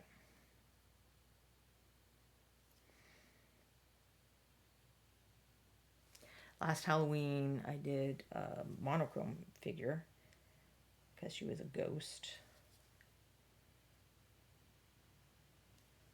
And it's a figure that I had painted for the Reaper store years and years ago, and I wanted to try to kind of show how I did that.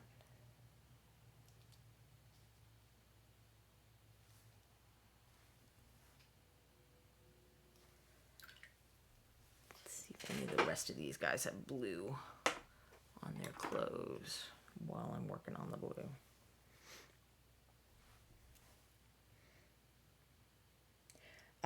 For the ones that I did from the kit, I did one with, or two with dry brushing and two with layering. Each of the quick paint sets, I do one of the demonstration miniatures with both, with each technique, because those are the techniques that are covered in the Reaper, the full-size Reaper Learn to Paint kits. So I figured I should address both in the instructions. So if you follow through the four, ones that came straight out of the kit, the ones that I'm working on now are, I do a bunch of tests to figure out what colors to include in those kits.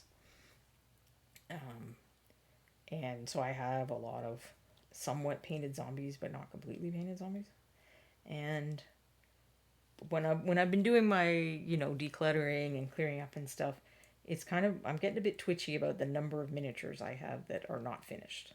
Because that is the problem with showing different things to you guys all the time, is I end up with all these figures sitting on my shelf that are not finished. And they're kind of like taking up space, but they're painted enough, shouldn't they be finished? And then I go back and forth. So I thought these ones at least I would finish up. Because then it will be like a whole zombie horde. And that is something that I haven't done a lot on the show, is kind of batch painting and, painting a bunch of the same things. So it's kind of a version of me doing that. Does this guy also have blue pants? Maybe? I don't know what I was doing with the washes on this one, so that looks like brown. Maybe it was dark brown. I didn't even paint this poor guy's skin yet. But nonetheless, we will start with his pants.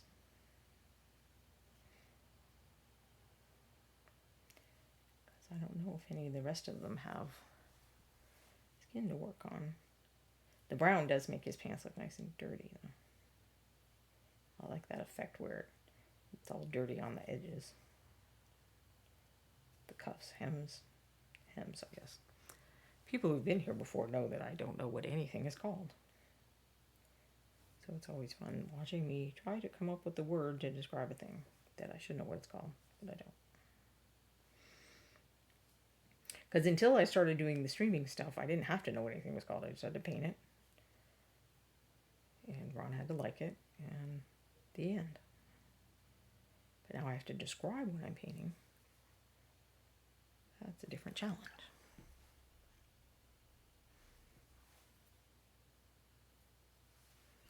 So for these ones that I'm finishing up, just for me, layering is actually faster at this point.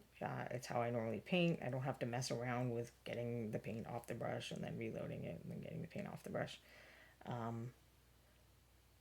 So this is faster than watching me attempt to dry brush them. And honestly, when I learned to paint, I had trouble figuring out, like, washing didn't work the way it said it was supposed to. I didn't understand that it would tint everything, and that is just how that works. So I got kind of fed up with it, and I just was like, fine, let's just try this layering thing, and I was fine with it. So I actually circled back around to learn about dry brushing and washing later.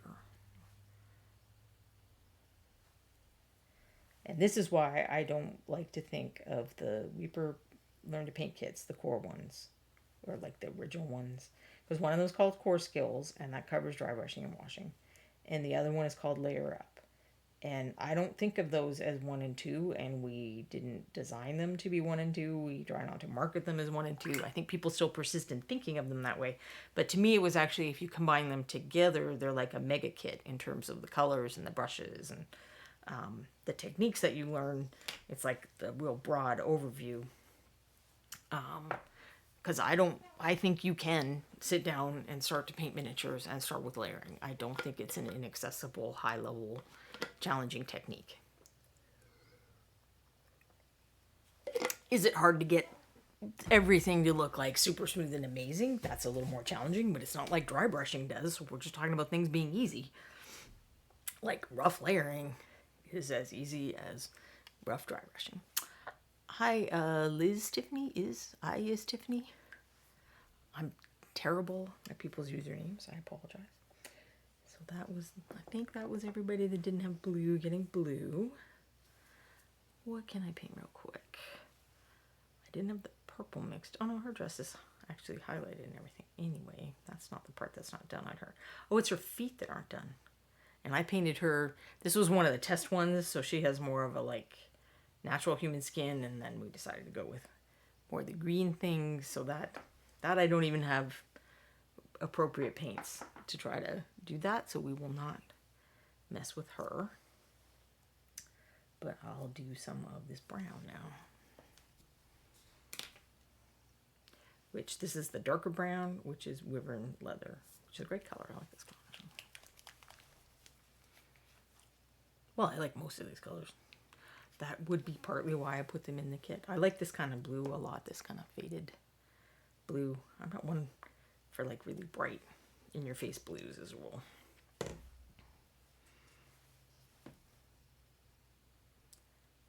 Just not a big blue person. It looks like maybe I did do a bit of dry brushing on here, but not enough, clearly. If I couldn't tell, and that's one of those, you know, we're always yelling at you about contrast. If you ask people for feedback in classes, and or you go to something like the MSP Open contest at ReaperCon, and you get ask people for feedback on your miniatures, like the number one piece of feedback is probably going to be that you need more contrast, and almost always this is correct. It's not always the problem. The conflict or contrast is a little more nuanced than just higher highlights, deeper shadows. I mean, that's certainly important. It's what makes the miniature look three-dimensional, and it helps us kind of see the shapes and everything more clearly.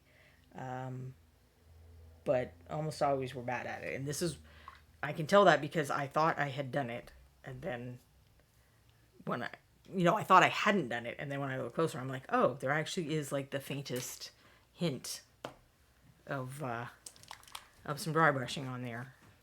And you'll find that if you put your figures aside and then you come back and look at them, something that you thought was like super obvious and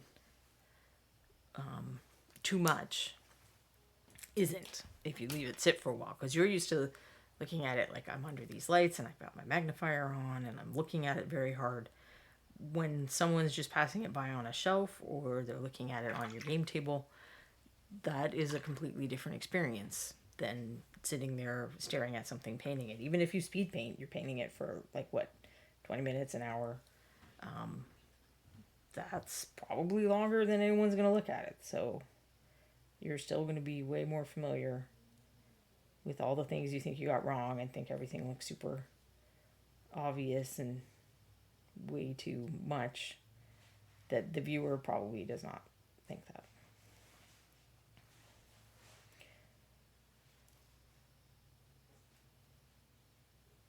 And I've definitely been in that position where I thought I painted a lot of contrast, and then I came back later to look at it and I was like, well, apparently not.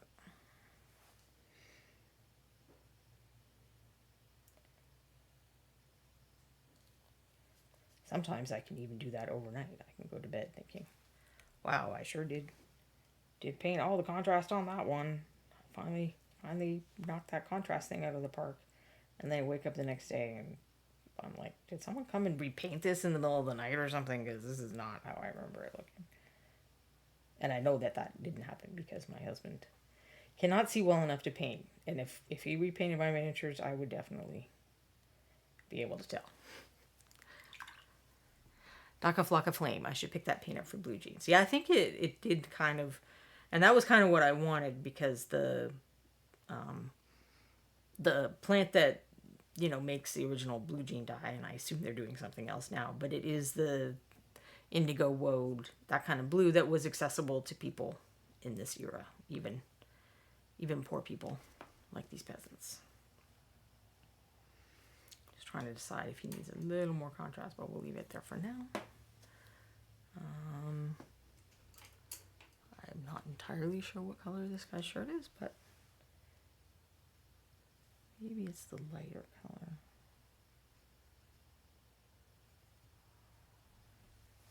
Some of these have weird washes because I was testing stuff out.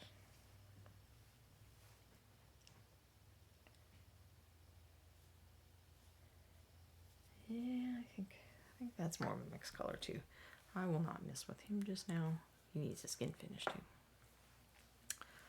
What else have we got? This guy also has the light color on his shirt. But here's someone else with sad pants. And this, I think, was a purple based wash. So I've mixed the... I may not have mixed the red. I think I was starting off, I was trying to find a way, you know, figure out if I could make bruised purple work. I think that's a great color. But I ended up needing another color more. And I was like, well, that's okay, because you can mix the purple, or mix a purple at any rate. And then I ended up having to cut that because there wasn't enough space for that many different clothing colors. So if anyone does end up going to watch the old videos of this to follow along to paint the figures in the kit, there is an additional color that I covered in the video that is not in the kit. It uses the same paints from the quick paint set.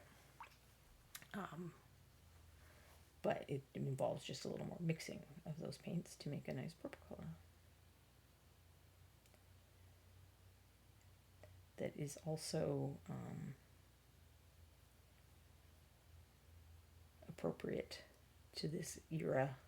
I wasn't setting out to do this, but I ended up subsequently doing a little bit of studying on plant dyes and stuff like that that would have been available to European medieval peasants. And so one of them was that woad color, which is the indigo, is the same chemical in the indigo plant. It's in, like, I don't know, 300 plants or something. There's just a higher concentration of it in the indigo plant, so it ends up being a better plant to make this kind of dye with. But woad was a plant that was in Europe that they made the dye with before they had access to indigo. Well, and peasants didn't have access to indigo. But another common plant that was used for dyes was the rose madder plant, which does make various shades of pink and red, and not bright red, but the kind of red that I had tried to paint on some of these guys. I think, where was the one with, yeah, like something like that. You would get that out of rose madder. Even that, probably. So it's not like peasants were wandering around all in brown and raw wool and linen colors. People like color. Even poor people like color. And they try to add it to their lives. That is the lighter brown, I think. And it already has some highlighting, so I'm not going to worry about it. But I think we're probably at time. Wow, we're like exactly at time. That is freaky. Quindy didn't have to yell at me. So thanks for hanging out with me and helping me get through the zombie horde. I'm figuring you guys maybe want to break from the zombies, so I probably won't get into the detailing. How would you add some extra details or make these guys look a little better? We'll get the kind of the ones that look more official back. Unless you would like that. If you'd like it, from a continuity point of view, that I just jump right in onto that, let me know in the chat, or you can send me a DM, or if you would prefer that I paint something new, like that vampire, or get the Wraith Kid, or anything like that, or if there's questions that you have about stuff I've done, or things you'd like me to cover on the show, please feel free to let me know in the chat at any time, or send me a message through Twitch. I know that we have lurkers and you don't all feel comfortable saying things in the chat, so I'm fine with DMs as well. Daka Flocka Flame. The supposedly accurate depictions of medieval people I've seen have actually looked very garish. I think people would be garish if they, if they could figure out ways to make garish looking colors, that they would. But I don't think they figured that out until more of the Victorian era. If you watch Gilded Age, you will see some colors, and those are the Victorians liked their colors. Quindy is going to find us a raid, I bet, because I'm sure there are lots of other people on Twitch doing fun things that people who like miniatures would enjoy. Thank you for joining me, and I'll see you next week. So I'm gonna switch over to the end screen so that Quindy can do the raid. Oh, Mike Disney. Say hi to Mike Disney for me. Bye, everyone.